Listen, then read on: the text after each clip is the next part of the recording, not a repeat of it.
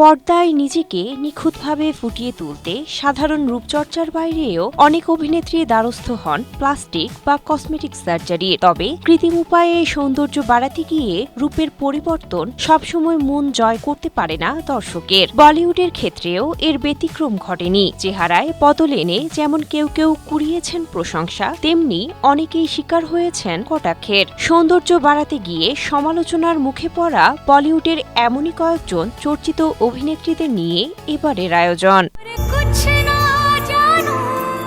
2008 সালে রাবনে বানাতি জোড়ি সিনেমার মাধ্যমে বলিউডে অভিষেক হয় আনুশকা শর্মার। এ সিনেমায় তার আবেদনময়ী উপস্থিতি দর্শকের হৃদয় জয় করে।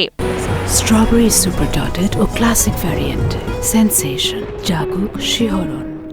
কিন্তু 2014 সালে মুক্তিপ্রাপ্ত পিকে সিনেমায় তার চেহারার পরিবর্তন অনেকেই মেনে নিতে পারেনি। ঠোঁটের পরিবর্তন করিয়ে ব্যাপক সমালোচিত হন অভিনেত্রী। এক পর্যায়ে বাধ্য হয়ে আনুশকা জানান, নিজের এই সিদ্ধান্তে মোটেও অনুতপ্ত নন তিনি।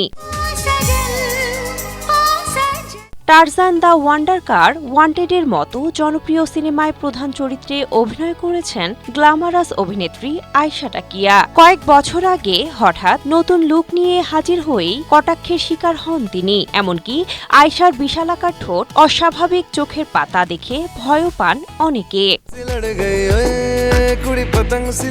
সুধ দেশি রোম্যান্স সিনেমায় সুশান্ত সিংয়ের বিপরীতে অভিনয় করেই বলিউডে পা রাখেন নায়িকা ভানি কাপুর। পর্দায় মোহনীয় রূপে ধরা দিয়েই প্রশংসা কুড়োনো এই অভিনেত্রী হঠাৎ ঠোঁট এবং নাকে অস্বাভাবিক পরিবর্তন করিয়ে হন সমালোচিত। ভানি স্বীকার না করলেও এক ঘনিষ্ঠ সূত্র জানান, মূলত কসমেটিক সার্জারির কারণে এমন পরিবর্তন এসেছে তার। চেহারায় পরিবর্তন আনা নিয়ে কখনো মুখ না খুললেও ভক্ত অনুরাগীদের চোখে ফাঁকি দিতে পারেনি বলিউড অভিনেত্রী ক্যাটরিনা কাইফ। চেহারায় বোটক্স ও ঠোঁটে ফিলার করানোর গুঞ্জনে ট্রোলের শিকার হন তিনি।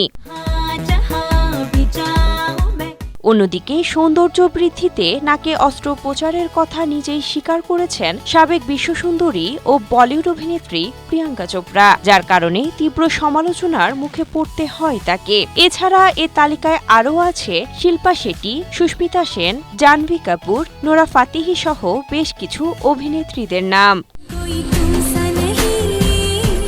Cynthia Akhtari, Asia post.